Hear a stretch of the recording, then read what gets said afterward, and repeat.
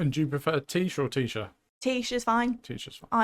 Either works. With my name, I'm like, I've been called everything under the sun. So I'm when I used to work my old job, my boss couldn't say my name, so I was called Queenie for 2 years. And someone I saw out on a night out recently, I just heard like Queenie, and I was like, who the fuck? A flashback. I was like, oh, hi. I was like, great. I was like, it's a whole nother identity. No one even knows. So it works well. I can't say I've ever been called Queenie on a Saturday night, No. but, There's still time. I'm really good at drag makeup if anyone ever needs it.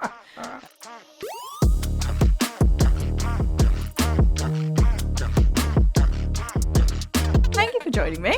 Very welcome. It's brilliant to be here. Thank you very much for the invite. No, of course. This is a bit of a different podcast for Producers Network for me, because quite a few of the people I've had on are people I know really, really well.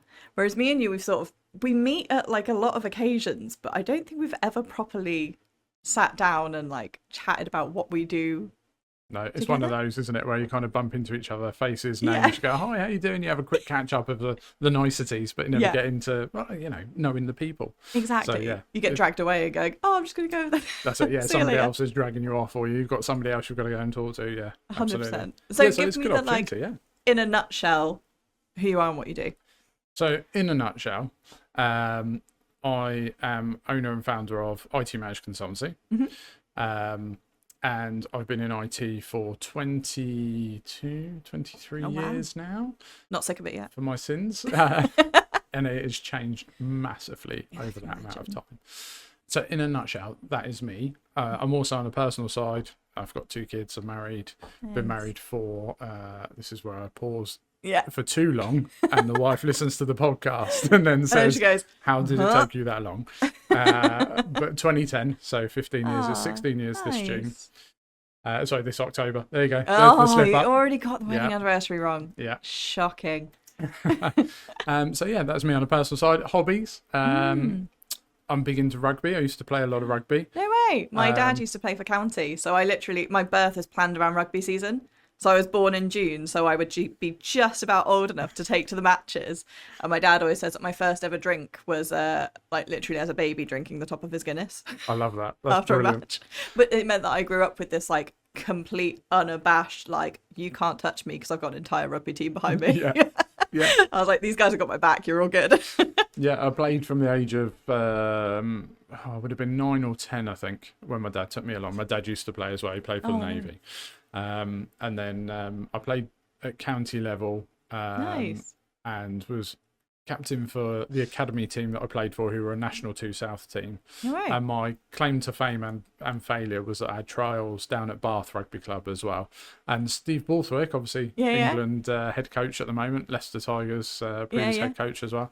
He was there. He came along and helped us, and he was in the Bath first team fairly regularly and was looking to break it into playing for England. And he came along and was doing line-outs with us. So that's quite cool. My cousin supports Bath ferociously. Like, she is there. No one's perfect. Every week. I know.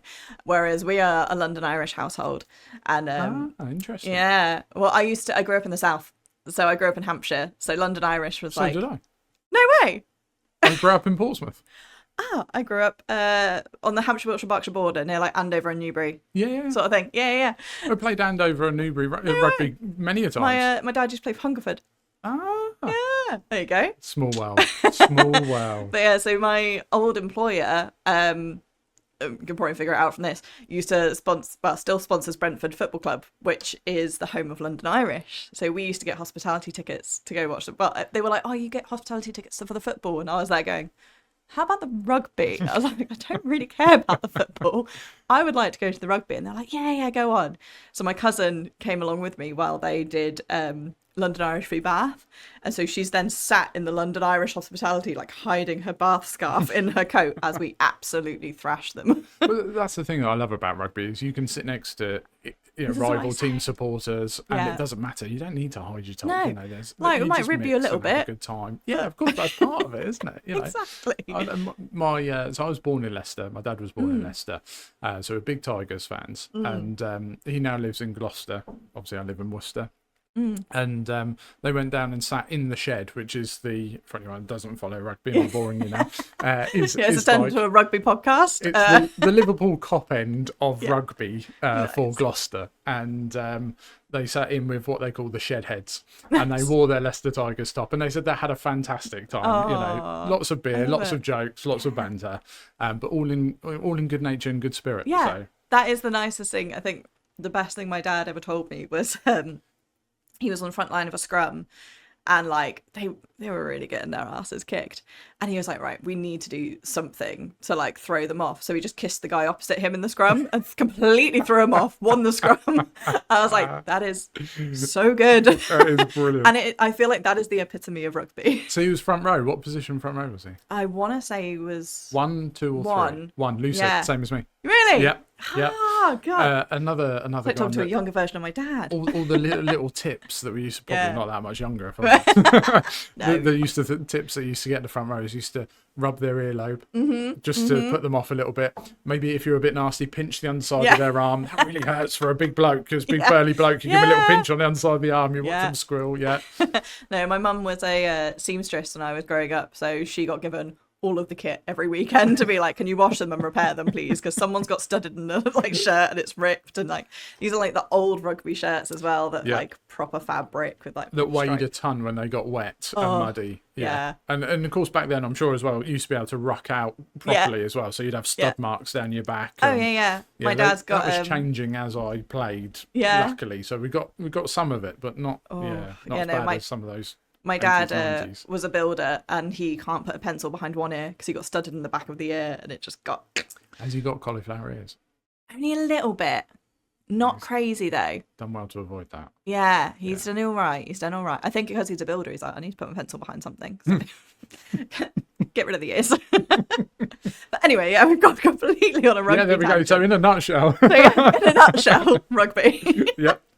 No, so, I mean... I was going to say rugby and IT. There's not a massive link between them. You think that's a tenuous link? Yeah. I started my career as a chef. No way. Yeah. So. Like pub chef or? No. So when I was growing up, I think we put a lot of pressure on kids to know what they want to do and what they want to be 100%. when they're older. Yeah. I get really aggy about that. Yeah, me too. Especially with as a dad of 2 young kids. One's 13, the other one's 6, and the 13-year-old's got to start thinking about options next year. She's got to be thinking about what she wants to do. She's just a baby. Yeah. So I back in that day, I wanted to be a barrister. That was what I was going to do. So I went to college, studied AS level law, and thought, my God, this is boring. No offense to any solicitors, lawyers. It's hard though. I just like remembering case law and precedents, and I was just like, I'm not sure this is going to be for me. So I spoke to my parents about it, and I said, I think I'm going to go and do chefing. So I did 3 years at college doing French classically trained cooking. Did that for 3 years, and you have to mix it. So you have to do butchery, fishmongering, which is what they call larder work. That's really cool. We had to do main course meats.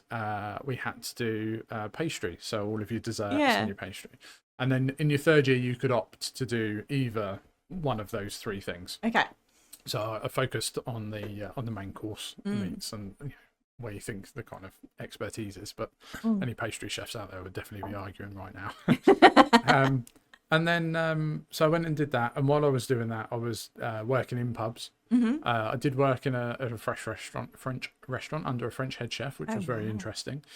That sounds stressful. Yeah, very high pressure. I mean, I've done my fair share of like kitchen work, and I've never met a calm chef. No. I've had so many spatulas thrown at my head, and you just kind of dodge them as they go into the sink. I almost think that we should do it as a national service. Right, me and my friends have this. I'm like, you have to work in hospitality and or retail. Yeah. Ideally both, because they are, one, dealing with the public. Absolutely. Is a whole skill set. Yeah. And because I say to my husband, I'm like, he is one of these people that gets really like impatient when he's waiting for the bill. And I'm like, well, it's a tactic. You do it because you don't want to rush them. Like, they might order another drink. Like, you want people to enjoy their evening. And he's like, no, I want to go. And I'm like, okay, but you can't get angry because this is how it works. I'm like, you need to go and do a shift in a pub. Absolutely. That's how it works. Absolutely. I used to work in the kitchen, and then the kitchen would close at 9 o'clock. Mm-hmm. I'd get changed into bar gear, and then I'd go and help out front of house. Yeah. That's what I did. And pour the pints. So so I did that. Worked in the French restaurant. That was very pressure. Definitely something you learn about. Yeah. Hard graft as well, Yes. which has never been anything that me, or I can say my family, have ever been adverse to. So, and then I worked for a private hospital as a chef. Best hours, because you're in kind of 5 a.m. for breakfast. Yeah. But you're done by 7, 8 o'clock for the dinners. Oh. And you got a really good annual leave. The salary was okay. So compared to like actual restaurant work, which is it was pretty good, but still the hours versus the money versus the stress and everything else. It's crazy. As I remember saying to my other half, I said, I'm not sure I'm testing my grey matter. I'm not sure this is where I want to be. But at least I've always got that to fall back on if nothing 100%. works out. I think it's such a useful skill to have. Like, I always say, I love bar work. Like, I, up until like last year, was volunteering at the theatre bar at the theatre that I used to be at, because I was like, I just really like bar work. I just hate the pay and the hours. Yeah. If it wasn't for that, I would happily do it for the rest of my life. And if you're a social person, you like interacting as well. I mean, you always get the odd customer, don't get me wrong. Oh, yeah. But the locals where you can pour their pint and have it on the side because you know exactly what they're going to have every single day at 3 o'clock. Oh, they're the best. So I spoke to my cousin who works for an IT company. He's quite a few years older than me. He said to me about doing IT. And I think I'm that generation where it was prominent of coming through and building your own PCs and understanding it. And I think it's almost a skill that's been lost back now to the younger generations of being able to take a PC apart or a laptop apart and being able to build it. It's very much just buy it off the shelf. Yeah. So I went and did a H&D whilst chefing, which was interesting because obviously it was done in the evenings. Yeah. So there were a couple of sessions that I couldn't make because of work. You've got to pay the bills first. And then after a year of doing that, I was very lucky to pick up a service desk job. Nice. And I look back now and it was £11,000 per year for the salary. But I will say this to anyone getting into any industry is getting in at the bottom. Yes. Understanding your craft and your trade 100%. and working your way up gives you so much more experience than coming out of university and maybe feeling that you're entitled to a certain level of job or 100%. A certain salary, which is why I think the apprenticeships nowadays are fantastic. Oh God, yeah. Like if they'd had those back in my day, I would have snapped your hand off. I think getting paid whilst learning and getting that real world experience. Absolutely. Fantastic. It's one of those things that I think in the creative industry we don't have enough apprenticeships. Yeah. Because I remember being at school and, like you say, like having to choose choices and options, and I was like doing a drama degree, so they were like, you can be a teacher. Because I was like, oh yeah, I want to be an actor. And they're like, what's your backup plan? I was like, well, maybe not. But like, there was no like conversation of working, behind the camera or producing or something. Because they were all telling me, they were like, but you're really smart. You get all A's. Why do you want to do creative stuff? And I was like, just because I'm smart doesn't mean like I'm not creative and I want to do the creative stuff. But yeah, if they'd have had like apprenticeships that were to do with creative stuff, 100% I would have done it. But it was always seen as like a lesser thing. They were like, if you're getting A's, you go to uni. Absolutely. I was like, but because I remember when we were choosing colleges, I went to college in Basingstoke. And that's unfortunate. I know. It's better than Andover and Newbury, so it's fine. Sorry, South. So yeah, in Basingstoke you have two options. You kind of got QMC, which was like your A-level college where you did like, the smart people went. Smart people, I was there. Went and you did your A-levels, and then you had BCOT, which was it was technology college. So it was basically all BTECs and apprenticeships and things like that. And it was like, well, if you're getting anything above a B, you go to QMC. If you're not, you go to BCOT. And that's so not how it should be. No, absolutely not. And I think we need to do more about assessing the person as opposed to, you've got these qualifications, you should go here. It's very, coming from a daughter who's got a daughter who's very creative, but not particularly academically focused. I don't want to push her down a university route if that's not where she wants to go. If she wants to go, and absolutely, of course. But if that's not where she wants to go, there are more options now. And a quick shout out actually to TDM, the development manager, who do apprenticeships for media in terms of marketing, and also obviously their main craft is IT and technology. But if they'd been around oh my God, back in my day, I would have snapped your hand off. It would have been great. I spent so much money. I self-funded the HND. Oof. I self-funded all my Microsoft courses, and back then even they were £1,500 a course. Jesus. And you had to have 3 to get the basic Microsoft qualification. So we spent a lot. I remember me and the other half putting lots of money on the credit card to get those qualifications. But yeah, it was worthwhile doing. It worked up to IT director. I've worked for big brands like Triumph Motorcycles. Nice. Got to go and fly out to Thailand and go and see the factory and the part of the team that we had over there. It sounds more glamorous than it is. I always think back to, because I used to work in corporate with my previous employer. And it's like, oh yeah, you got to do all these fabulous things. It's like, yeah, but you're still working in corporate. It's like, you still hate the 9 to 5. You just get to go do the slightly nicer things as well. And Thailand was amazing. What a beautiful place as well. And the people there were fantastic. Yeah. So if you buy a Triumph motorcycle, you can guarantee it. Probably 90% of it's made in Thailand. Yeah. But it is made well. And I mean, you look at some of the films they've been in recently as well, and the sponsorship. That's a great story. If anyone ever wants to go and have a look at the history of Triumph Motorcycles, go and have a look about how it came back from when it went under originally. All came from a purchase of a bit of land in Coventry and a couple of engineers from a university and a investor that builds homes, Bloor Homes, very well known in the UK. Go and have a look at it when you've got spare time. It's a really good story from where they were to where they are now. And actually I've got a lot of time for Triumph in terms of what they gave me in experience and time, and so it's a good story. Go and have a look at it. Okay. Reading for later. Absolutely. So then how do you go from sort of working up, because I always say this to other people, I'm like, I'm a very happy employee. I don't think I would ever be the sort of person to take the leap to run. I mean, I'm kind of got the nice in between now. Like, I get to run a company, but I didn't have to do the whole startup side of things. Josh kind of did that and has now just let me kind of take the reins on a lot of stuff. But how do you get to that point where you go, this is it, I'm going to do it on my own? It's a good question. Starting up my own IT business, I've always wanted to do it, and I nearly did it about 15 years ago, maybe. And a job came along where it was an increase in responsibility, a bigger organisation, and I thought, actually, I can still learn a lot more here before starting up a business, and there's always time to go and do that. Which actually probably took me down a path that meant that it was a lot longer before I started up the IT business. But it meant that I came with a lot more experience around understanding budgets of multi-millions. This IT business is turning over multi-millions yet. There's still time. Absolutely. We'll get there.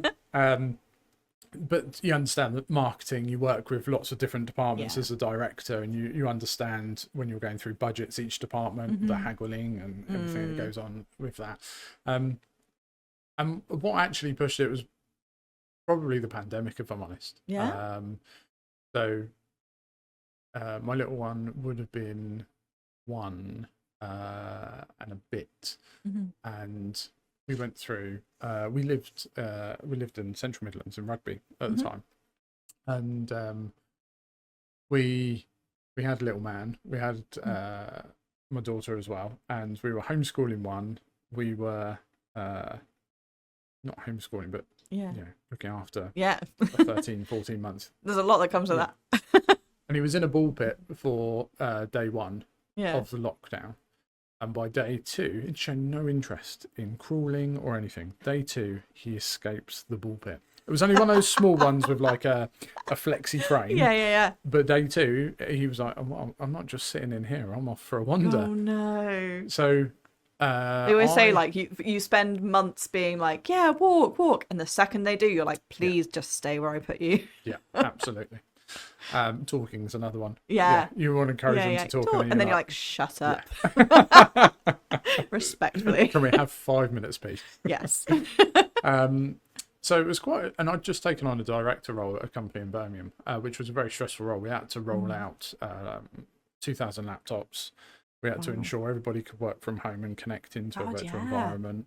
And it was all within weeks that we had to sort this out. And everybody was scrabbling for laptops. Everyone was checking broadband. Overnight, wasn't it? It was just like, you're not coming back into the office tomorrow. Yeah. I'd left loads of stuff on my desk that I was like, I really need that. So it was a really stressful time, and we realised at that time we needed to be closer to some support networks. So mum and dad being in Gloucester, we decided to move over to Worcester, still commutable to Birmingham, we'd get into London. So I did that for another 2 years. So it was 2022. Where are we? 2022, 2023, 2022. I started the business in the summer. And it was one of those where, the other half had known that I'd always wanted to do this kind of thing. We'd put some money aside, and I just bit the bullet and went for it. I had a friend who was saying, go and do some contracting. Which was how it started. I started doing the contracting. That's how I bit the bullet. I was like, right, I'm going to go and do some contracting. Nice. And then he got in touch and said, I know somebody do you remember such that we used to work with? They're looking for IT support. Would you do it? I was like, yeah, of course. Yeah, no problems at all.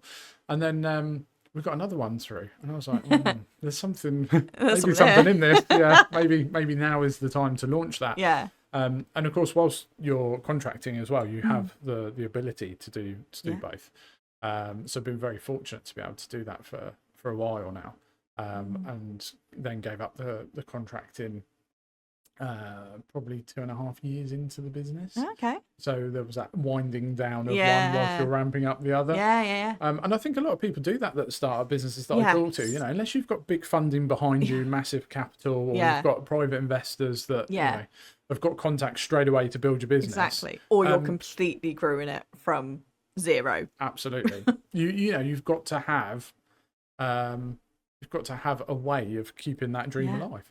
Absolutely. So we've been fortunate that we've picked up customers over those years, and we're coming to it'll be our start of our 5th year this August. Oh, exciting! Yeah, I think we need to do something. You need to have a party for 5 years. Yeah, absolutely. It'll be done. Yeah, we technically we didn't do anything for it. We meant to do it. I think it was because basically how we did it is we bought out. So Josh's dad was a photographer, so Chris was a photographer, and then we bought out their company when we got to a certain size, because we were like, well, might as well. We've kind of moved into your old studio, so we might as well buy out the company as well. And so technically we were 45 last year. Oh wow. And we never did anything about it. We're like, as much as we're kind of like 12 years old, we're also like 46 this year. Well, that's really good, isn't it? Because that branding 100%, and it's a nice backing to have, and like especially because I don't know if you saw on your way in and anyone's come to see the studio, we've got a display case with all of Chris's old cameras in there, and it is incredible looking at like the stuff that he used to use and going, God, you really had to do this the hard way. We still have some film in the fridge because apparently that's the best place to keep film. Oh, wow. Just because I don't know, just next because well, it's like it's all the history of everything, and like we had a little bit of water damage recently, so we're currently on off the side of the podcast at the moment. There's a load of drying film, yes, which is all of his old stuff. But it's nice to have that kind of existing history to the business. So we were like, we don't want to wipe that out completely. Yeah. We still want to celebrate it, but it's morphed into something different. But he is the Middlebrook that started Middlebrook Productions even before it was Middlebrook Productions. So it's really lovely to have. It's a nice backing. It's amazing how quickly technology moves. Just going back to your point in terms of the cameras and seeing that through, and I think that's really nice. So you look through. My daughter's going on a trip actually. She's going to see the computing museum. Oh, nice. And I think that's really cool. I mean, some of it I'll probably think.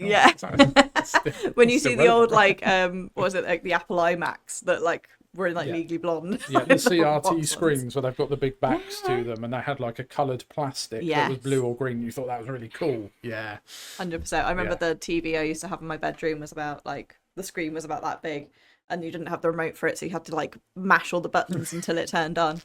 Yeah, it was a good time.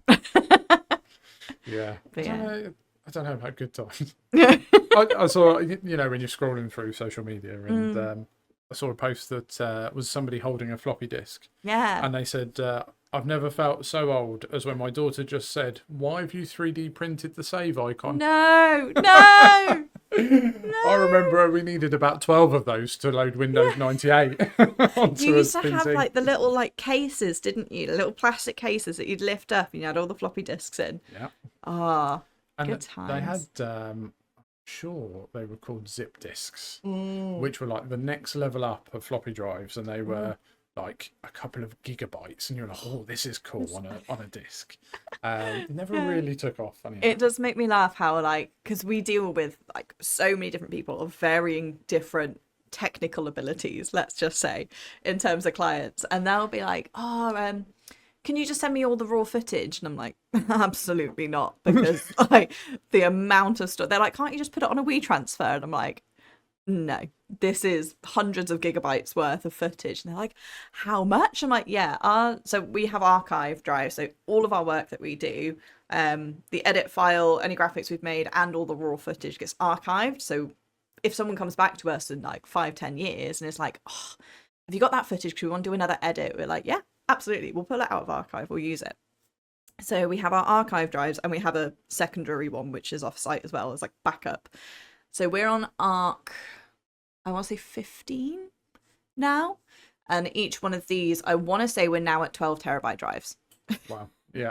So we're like, the amount of storage that we are a nightmare like to any IT person, because they're always like, no offense, always like, let's put everything on the cloud, and we're like, we know it's not going to work with us. Like we trial like doing bits of working from home, and like the issue is always just like getting access to footage, and it's like, it's great, but then you've got to download it, and then it depends on your home internet and how fast that is. So we've all then been upgrading our home internet to be like, I will have the fastest fiber you have, thank you very much. But yeah, could you imagine doing that back in like early 2000s with dial-up? Yeah, and then someone picks up the phone and then everything crashes.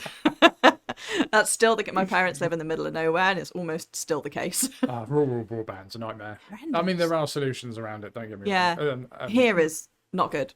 not to promote particular products or people on this kind of podcast that perhaps we wouldn't want to, but obviously you've got Mr. Musk's Starlink broadband, which is well, that's what we have here. So we run off Starlink because we have to. We are because we're basically just outside the village in Flyford Flavel. The telephone lines run one way, and we're the last house in the end. The broadband line runs the other way, and we're the last house in the end. So it's like, we just get nothing.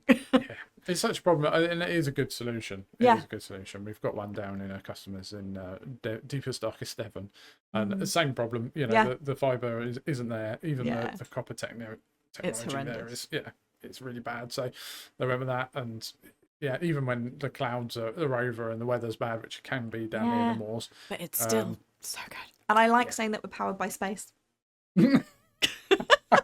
I really enjoy it. It's a great little nugget whenever you remember. Powered by space. Powered by space. But well, that's the thing. It's like, this is the sort of thing that comes with running a small business that you don't have to think of when you're working for someone else. You just go, oh, well, I'll just turn up to work and everything will be fine. When you're running your own small business, you're like, anything could happen any day, and we're the ones that have got to fix it. Yeah. And then we add that to, we also fix it for our customers. Yeah, well, exactly. I was going to say, you are the person that, people call to go, something's not working. Yeah. So and I remember cybersecurity when I first got into IT was as simple as, do you have a firewall? And do you have an AV product? Yeah. And that was pretty much about it. And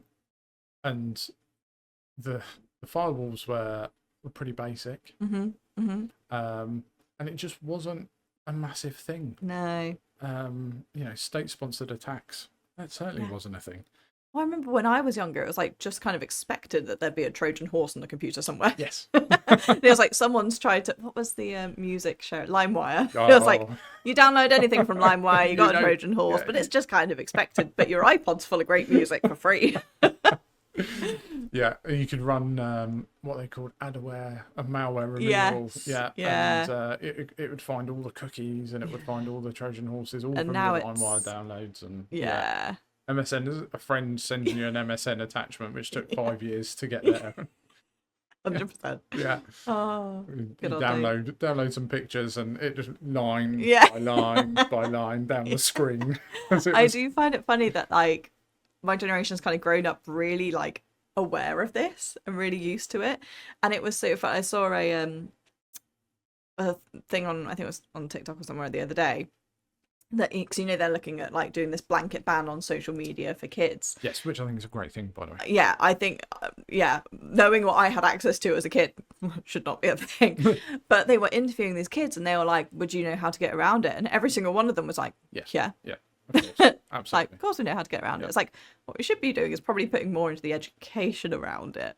It's a great point. And then do that. Yeah, you should attack it from both angles, because Yeah, whilst 100%. your kind of 13, 14, 15, 16-year-olds are going to know Yeah. a bit more about technology and how to get Yes. around it, those below that age Yes.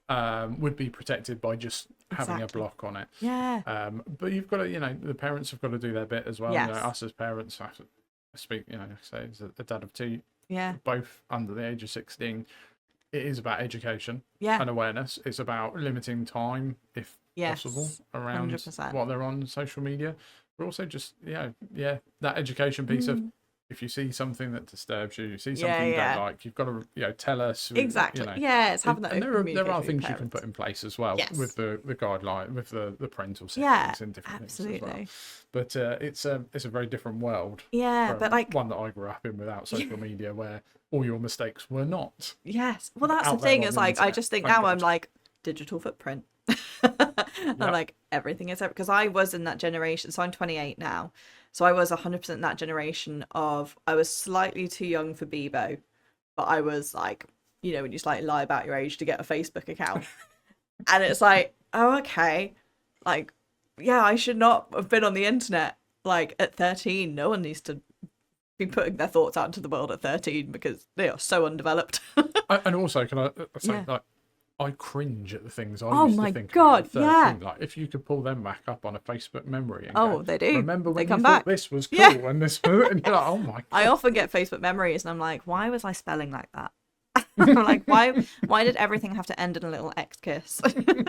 But it is true, like the technology development now. But I suppose you have to deal with people with very different variants of technical ability, because Absolutely. you get the younger people are way more savvy to Yeah. what you're doing because we've grown up with it. It's been like ingrained in our lives, whereas you're going to have the full scope of the other end as well. Yeah, you've got an aging workforce. Yeah. We've got people working for longer, Yeah. and they are older people in the workplace, Yeah. and they have had to become more technology savvy because they've kind of worked in the workplace whilst the technology's developed. Yeah. And so whilst they may not be as technical savvy in terms of being able to fix things, they still understand to an element, how a device works. Yeah. Whereas, kids nowadays, like you say, the social media, you get a VPN and you're around it. Yeah, It's, exactly. Yeah. So there is a vast array of people that you get to deal with, which is one of the beauties of the job as well. Yeah. I do say it's quite a nice thing that I enjoy about what we do and why we refuse to niche industry wise is because I really like the tone switching I have to do. It's like, because we do a lot of work in construction. As the daughter of a builder, I really enjoy chatting to like the guys on site and just being like, hey man, it's chill, it's fine. But then you have the other end of like, we're working with like corporate businesses and the complete other end where I have to go into full marketing Tish and be like, yes, this is exactly how we do this, blah, blah, blah. I'm talking like my grandma would like me to talk. But I really enjoy that. And I suppose that's the thing that, because I don't get a lot of like general public facing stuff with work now, like thankfully we like networking and I am the client facing person for our work, but you get to talk to so many variants of people on a day to day, and I kind of miss that aspect of it. So obviously the team as well get to Yes. do a lot of that front facing stuff, but I still keep my hand in on that Yeah. as well. But I remember when I was working for an MSP like we are now, a managed service provider of IT. We had, and in my scope, I had a sheet metal cutting company, a scaffolder, accountants, and about 4 solicitors. Okay. And that was like the ones, my regular customers. Yeah. You go to other people, but they were like the regular ones that I looked after as an engineer. And even within the solicitors themselves, the departments, the different personalities you get in the different departments, and any solicitors listen to this will absolutely get this. Yeah. Like, I always find the family department are the most down to earth. Yes. And I think that's because they've of the got people to they do work it. with. And yeah, exactly. Absolutely. And I won't say which ones are the are the most aggy to deal with. Yeah, high strung. I'm sure you know who you are. But yeah, getting to talk to all those different people and different business owners. You know, just getting to talk to Josh just then. Josh, very similar to you and I. Josh and I have met at lots of different networking, but don't know each other well enough in that kind of way. But you do get to meet lots of different business owners and talk to them about their backgrounds, and it is a people service, especially when we're talking now more about AI. You can't have a conversation nowadays without AI popping up. Of course not. I think, you know, being authentic and having that human interaction and those soft skills, I think they will be incredibly important for the generation growing up now in the workplace. 100%, because that's something that I worry about is, and that's why I say it's like everyone should have to work hospitality, because it is that soft skill of like just dealing with a person. Because as much as intelligence, as much as we think that everyone must think the way that we think, because in our brains that's the only logical way to think, there are many people out there who think the complete opposite. Well, you only have to look to the current president of America, exactly. So who I think I've already had one rant today about a lot of views that and it's just, other people would not agree with from that point of view. But it's being able to have a conversation with these people and still be able to get from A to B and be like, right, I can still converse with someone that I may disagree with entirely. Yeah. But that is also entirely business, is being able to hold a conversation and go, this is the outcome I want to get to it. Let me judge the reaction of the person I'm talking to, alter the way I'm talking to try and get to that point. And that is a skill set that I'm still building. And I don't feel like you ever stop building, really. No, absolutely not. I don't understand these like really good salespeople that just manage to have the knack of just doing it like first time, because I ain't got it.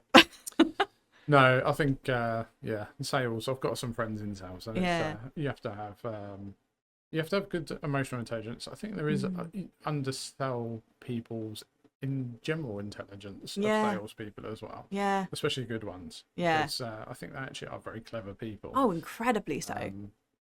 But it's not an industry I'd like. Just sales is not something I could go and do. No, as I always say, that it's because obviously we both do a lot of networking, and you know the end point of networking is it's sales. Really, it's sales and marketing. Yeah. It's putting your brand out there and it's doing that. Absolutely. Yeah.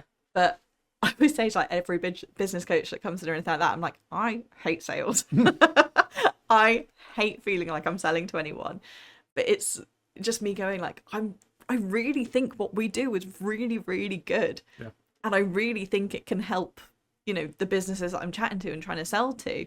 And it's trying to get that across in a way that they then buy into it and go like, oh no, you are actually really passionate about what you're speaking about. And like, if you really think it that hard, there must be an element of it that's true.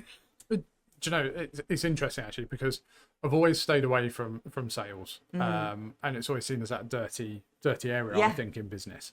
And even to the point that one of the first IT companies I worked for, we didn't have salespeople. They were salespeople. There was only like 3 of them in the business of 200 staff. Oh my gosh.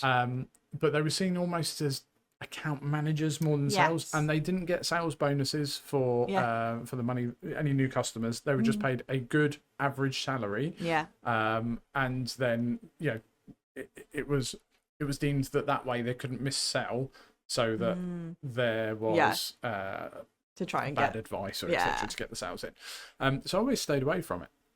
But interestingly, six months ago, maybe a little bit longer, you're never too old to learn.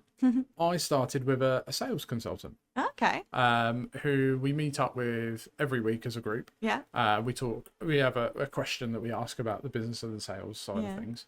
And we listen to each other in the group's issues, and we get coached through by this guy. Shout out to Luke Daniels. And then once a month we do an in-person training session where there is a subject, per se, that you will go through. And actually learning the techniques around it, because our core values in our business are transparency, honesty, and integrity. Nice. So I had an internal conflict of sales versus those core values. Yeah.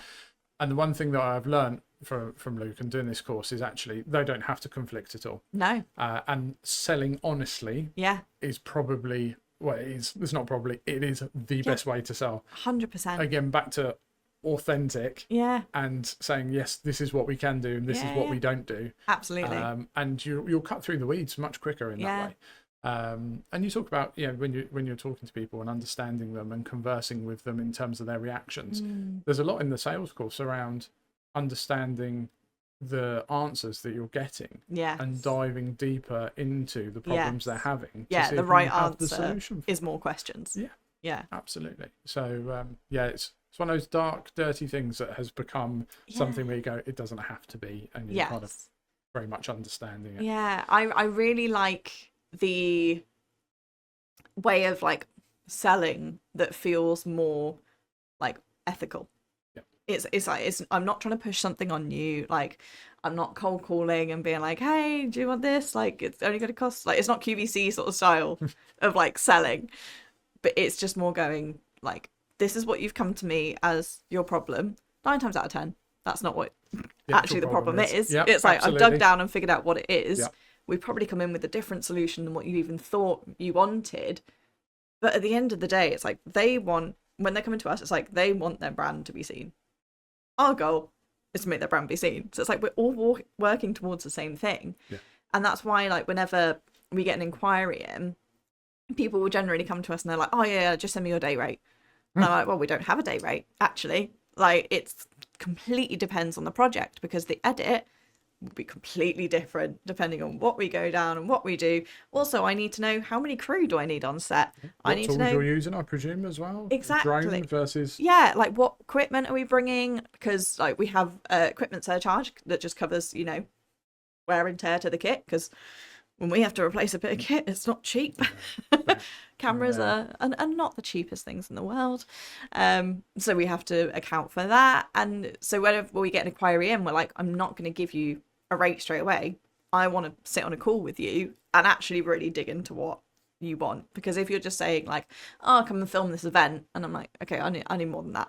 I need to know where it is. I need to know how long it is. I need to know how many camera angles you want, which then tells me how many crew I need. And it's like, half the time it's like, yeah, come do an event. It's like, but you also want interviews at the event. You want vox pops. You want all this other stuff. And so I just flat out refuse now. If inquiries come in, they're like, just send me a day rate. I'm like, no. And I think if they're not willing to invest the time exactly to have a conversation about what they want, they're probably not serious anyway. Well, this is the thing as well, that we've become really sort of not strict on, but like kind of like we take it personally. We're like, we want to work with other companies that have the same values that we have. Yeah. And so honesty is one of our ones. But we were flipping between honesty and integrity. And to me, I was like, well, honesty is like, integrity is like honesty to yourself. Whereas we were like, honesty to us is like, we will tell the client if they've got a bad idea. Yeah. If they come to this and they're like, we want to do this, and we're like, it's not going to work. Like, obviously, we'll say it in a nice way, but we're not just going to let them go and do it because they think that's the best way forward. So that's interesting how we pegged it. The differences between the honesty and the integrity is the honesty is exactly what you've just said in terms of we will be honest in terms of if a product isn't right for you. Yeah. The integrity is we'll do what we say we do, even when people aren't looking. So we're not just we'll sell you it and then it doesn't happen. Everything that we are doing in the background, which you may not see, is the integrity part that we are doing that and making sure. So we've got 3 very similar values very close in their values in terms of the transparency, honesty, integrity, but it sings true to who I am, and to how I wanted the business to be. And I think that's like the nicest thing is when you come up with values, because obviously there's 3 of us, so we're like, well, the values kind of have to fit all 3 of us, because I think we've only looked at it recently. We'd always been looking at it as like, this is Josh's company, me and Jack are here to try and make it succeed. And then we've sat down recently, we were like, actually, the genetic makeup of this company is all 3 of us. Like, we could not make the projects without Jack. The projects would not be organised without me. So it's like, it is all 3 of us. Absolutely. Like, we're quite lucky that because we all get on so well, all of our values are very much the same, which is really, really nice. And so we were like, yeah, honesty, 100%, because we have a complete, like, I don't know what to call it, but in the office, like, anyone can call out anyone on anything. Yeah. And it is taken completely, you know, openly, and we never say anything with malice. That's brilliant. It is always just like, I've noticed that you're like, normally it's me going, Jack, there's another spelling mistake. And he just goes, yeah, sorry. And it's fine. And it's great. And but even calling people out on other things, it's like, when we do our, like, personal reviews and things like that, obviously Josh does one with me, where you like go through as an employee, Josh does one with Jack, and then I'll do one with Josh and be like, okay, so as a boss, like, absolutely. But also as a team member and as an employee, like, here's some things that I've noticed that, like, maybe you can work on, like, let's chat about that. And like, is there anything that you would need from us more? Because you shouldn't be expected to not have any support just because you're owning the company. It does not matter how senior you are, even if you run the company. 360-degree feedback, I think, is what coaches call it, isn't it? But I've sworn by it from, I mean, I got into manager level probably about 24, and understanding quite quickly that you need feedback from the team. Yeah. You don't just get feedback from the top down, as it were. God, hierarchical, no. Yeah, but yeah. you get it from everywhere. You get it from peers, you get it from managers, you get it from your team, clients. Yeah, exactly. And all feedback is good feedback. Obviously you have to round it up and understand, take the average, the common average. Yeah, because there's some stuff that you get and you're like, yeah, that's probably, that's your opinion. but I really like that Josh allows that, but 100%. he obviously has that, because and without even knowing it, I'm sure his unconscious bias has got employees in that are in a like of his. You know, we all have that unconditional bias, unconscious bias when we're looking at things like that. So definitely, it is nice when you do genuinely sit around. You're like, all of our values are completely the same, and I think it works. Jack was a very good hire choice because he literally just applied off Indeed, came in for an interview, but they just got on, and so we were like, oh great, you're hired. Whereas me and Josh have been friends for 6-7 years before he hired me, so I was like, oh well, we're friends anyway, so we know we're going to get on. But even then, people turn around to me and they're like, are you sure you want to work with your friend? Like, because it can be tough. Absolutely. And like, don't get me wrong, there's definitely been things that have happened like outside of work in our friendship circle that have made it incredibly tough, but it's never affected the day-to-day work. Like, I think we've literally fallen out for the grand total of like an hour. That's really good. And you've got to have that level of maturity as well in business, haven't you? 100%. To be able to get on and not let the personal things affect you. I know lots of businesses that have, my wife helps in the business, but people who have husband-wife that are founders of the business, and you talk to them, they go, it can be challenging, you know, because when you get home, you know, I remember when I used to work previous in corporate, and you'd come home and you could have event, but if you're working together and it's you're venting about that person, you know, you've got to have a good support network outside of it. 100%. Yeah, I don't envy anyone that no. I did turn around to my husband the other day and I was like, I love you so much, I could never work with you. And he went, no, same. It was weird enough last year when he did work for someone that I knew from networking, and so he started networking in the same room I was in, and I was like, no, this is work Tish, you don't know her. I was like, she's completely different to home Tish. Like Beyonce's alter ego. Yeah, this is Sasha Fierce and Beyonce. This is a completely different. I'm glad that I didn't come up with the Sasha Fierce name from recollection. No, you're fine. See, it's my era. It's fine. Yeah, it's my daughter. That's why. Oh, it's been an absolute pleasure chatting to you again. Yeah, no, it's been brilliant. Thank you so much for the invite. Really, really good to get to know you a bit more and have a conversation as well. It's more than just fleeting at a networking event. Yeah, we'll make it more often. Absolutely.